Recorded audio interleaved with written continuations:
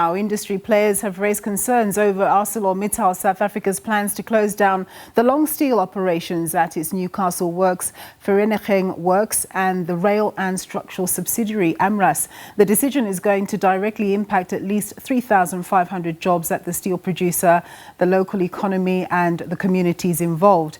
Industry players are warning that the ramifications of the closures will be far-reaching. Well, to discuss further, I'm joined by Elias Monage. He's the president of the Steel and Engineering Industries Federation of Southern Africa, that is SEIFSA.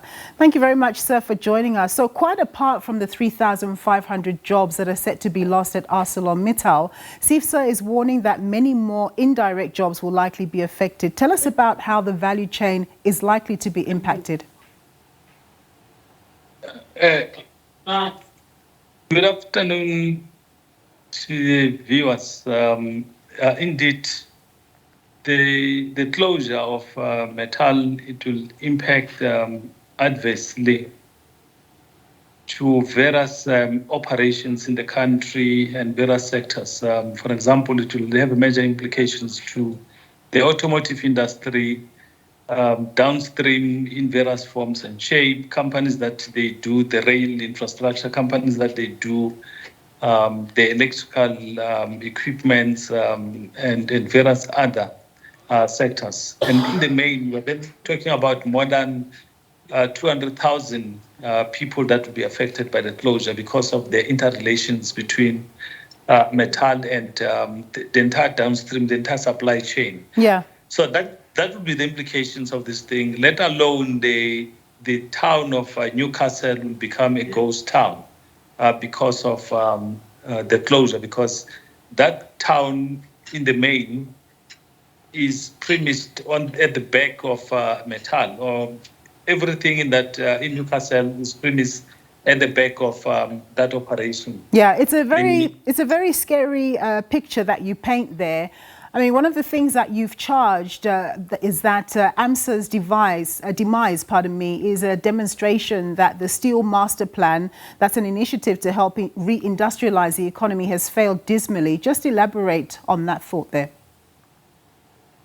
Yeah, you're quite right. I mean, some of the issues that we have raised sharply with the previous minister, or the previous administration, the sixth administration, was around the steel policy, that the steel policy in the main cannot exclude the iron ore because the iron ore, it beneficiates and then deals with various steel structure in the form of primary steel, where AMSA basically derives steel from iron ore, and that includes what we call the blast furnace as opposed to electrical furnace.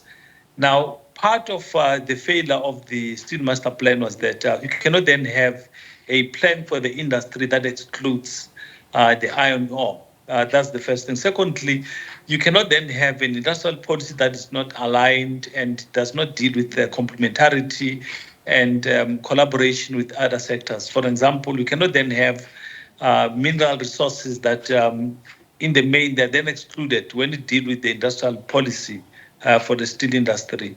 And equally so, you cannot then talk about the steel policy without addressing the logistics in terms of the transportation of iron ore to various places. So it then requires the entire supply chain to be on board in terms of these issues.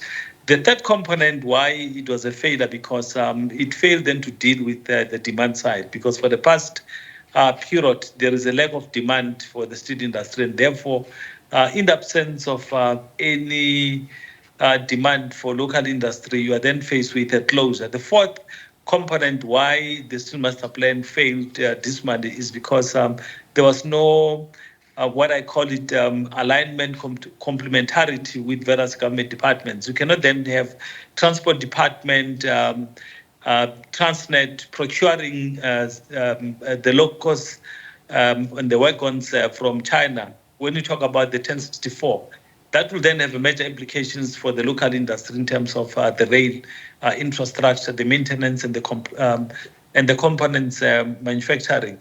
You cannot then have ESCOM that continue to procure things from overseas in terms of importing different types of equipment at the back of local industries not having any demands. You cannot then talk about the passenger rail that cannot then get any demands from PRASA. And as a result of that, the demand basically is very low. We cannot then talk about water and sanitation, that they're not procuring valves, pumps, and any other component in the water space, not from local companies in terms of whatever form or shape.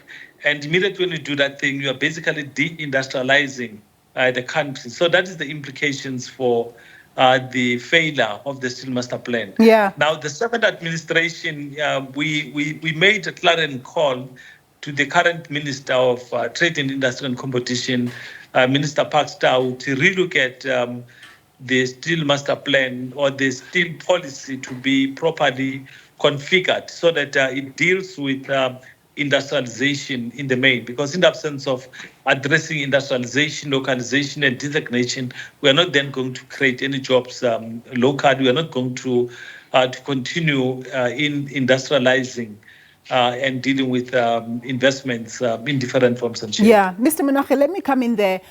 In the short term, and specifically addressing the AMSA, that is Arcelormittal South Africa's decision to close down its Newcastle and Vereeniging Works, how are you hoping that the government can intervene in the short term? And isn't there a danger that this will just be merely kicking the can down the road, given the dynamics that you've just outlined to us about the lack of demand? I think for us, we are looking at a comprehensive solution to the current problem. Firstly, we are then saying we need them to deal with the demands. That's the first. And secondly, we need them to deal with the energy. We need them to deal with the logistics. We need them to deal with the inter-ministerial committee that is complementary and aligned, so that we are not only just dealing with one department. It must be an intergovernmental fora that we can then address the question of imports. We can then deal with the question of tariff. We can then deal with the question of illicit trade. We can deal with a range of issues, including the standards of the products that we need them to look at. So that part of that includes the procurement of state entities when they deal with various areas in terms of whether it can be the transmission lines, can be the water, it can be